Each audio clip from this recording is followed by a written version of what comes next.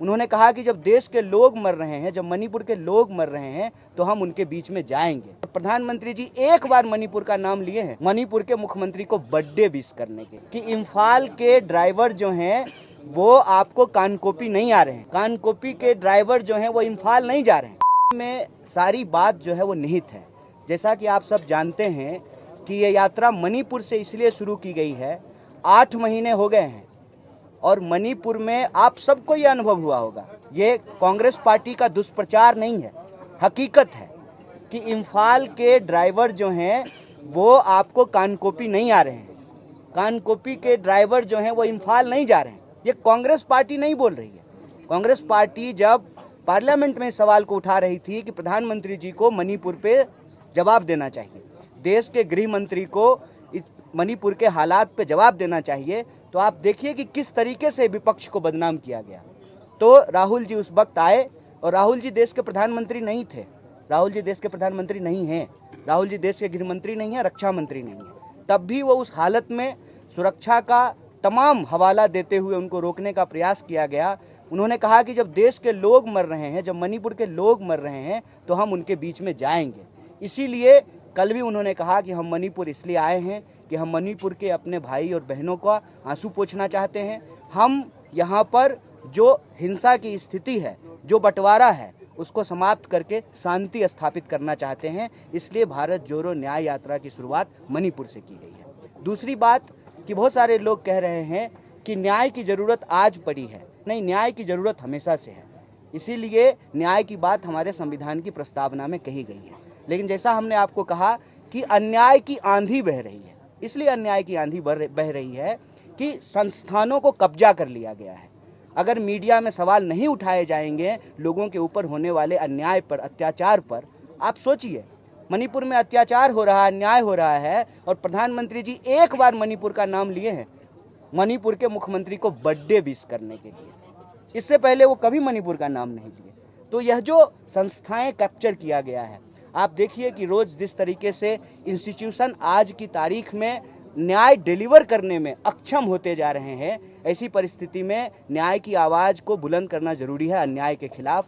और ख़ास करके इस देश के भीतर जो आम आवाम है, विद्यार्थी हैं, नौजवान हैं, किसान हैं, महिलाएं हैं, मजदूर हैं, गरीब लोग हैं, जो भी साधारण व्यक्ति इस समाज में, देश में रहने वाले हैं, उनके साथ किसी भी प्रकार का जो अन्याय होता है, चाहे वो सामाजिक हो, आर्थिक हो, राजनीतिक हो, उस अन्याय के खिलाफ न्याय के लिए जो है राहुल जी संघर्ष कर रहे हैं। और यही हम आप सबके माध्यम से देश के नौजवानों से अपील करना चाहते हैं कि आप आत्महत्या मत कीजिए।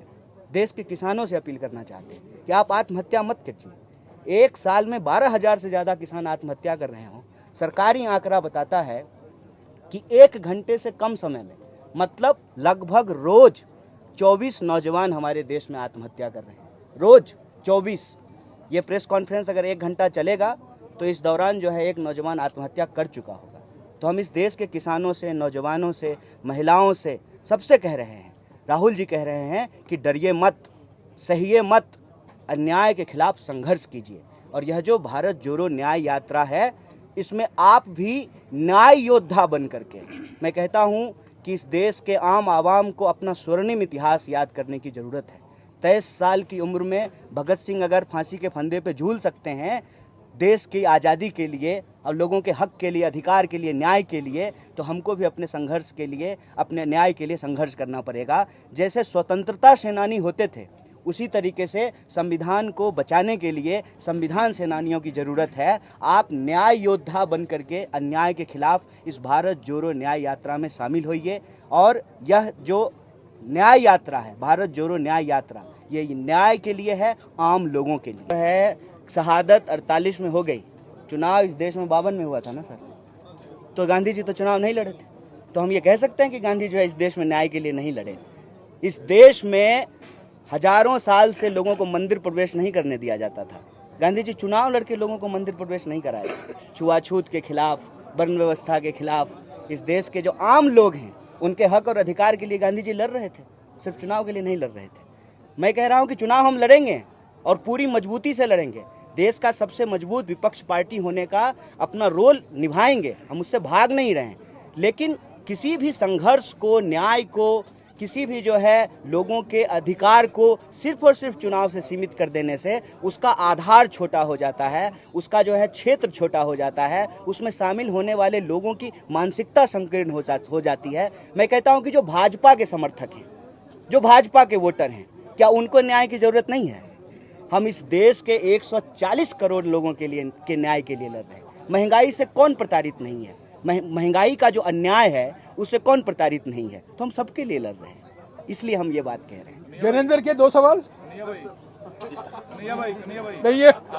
हाँ जी, पूछिए सर। हाँ मोहित सर, मेरा सवाल आपसे ये है कि राहुल गांधी ने मणिपुर संवेदनशील इलाका है, यहाँ पे हिंसा हुई है पहले, कुकी समुदाय से भी राहुल गांधी की मुलाकात हुई, मैतेई के लोगों से भी मुलाकात हुई, दोनों समुदायों से क्या बातचीत उनकी हुई है, क्या आश्वासन उनको उन्होंने दिया है और उन्होंने क्या अपने मेमोरेंडम उनको सौंपे हैं? देखिए, राहुल जी ने पिछली बार जो यात्रा की थी तो उसका उद्देश्य यही था कि हम आम लोगों के बीच जाएंगे ताकि आम लोग हमसे बहुत आसानी से मिल सके। इस बार भी जब वो यात्रा कर रहे हैं तो इसी उद्देश्य को लेकर के चल रहे हैं कि सब लोग उनसे मिल सकें। यहाँ पर वो मैतेई समुदाय के लोगों से मिले, नागा समुदाय के लोगों से मिले, गोरखा समुदाय के लोगों से मिले, नागा समुदाय के लोगों से मिले और उन लोगों से भी मिले जो भारत के दूसरे इलाकों से आकर के यहाँ काम करते हैं, धंधा करते हैं, नौकरी करते हैं, दुकान चलाते हैं, सबसे मिल रहे हैं। विद्यार्थियों से मिले, महिलाओं से मिले। उन्होंने एक बात समझी है और अपनी बात वो खुद बताएंगे जब आप लोग से बात करेंगे कि सारे लोग शांति चाहते हैं। आप किसी से भी बात करके देख लीजिए, पोस्टर चाहे किसी भी समुदाय के द्वारा लगाया गया हो, सब कह रहे हैं वी वांट पीस। सबसे उनकी पहली मांग ये है कि शांति स्थापित हो, उससे तमाम लोगों का जीवन जो है वो अस्त व्यस्त हो रहा है, प्रभावित हो रहा है। देखिए, वो जो दावे कर रहे हैं वो दावे में सच्चाई कम, प्रचार ज़्यादा है। सच्चाई आप सब लोग यहाँ आए हैं तो ये सच्चाई आप लोगों ने देखा है। अब दिखाएंगे नहीं दिखाएंगे वो एक अलग बात है। देखा आप सब लोगों ने है कि किस तरीके से एक राज्य को 2 हिस्सों में बांट दिया गया है और सरकार जो बैठी हुई है उसके जो मंत्री हैं, मुख्यमंत्री हैं, वो सब जगह नहीं जा सकते और दिल्ली से तो लोग आ ही नहीं रहे। तो स्थिरता का जो उनका दावा है वो सिर्फ प्रचार है। दूसरी बात यह है कि हम सिर्फ एक तरह के अन्याय की बात नहीं कह रहे हैं, हम कह रहे हैं सामाजिक, आर्थिक, राजनीतिक तीनों प्रकार के जो अन्याय चल रहे हैं। मैंने आपके सामने नौजवानों की आत्महत्या का आंकड़ा दिया।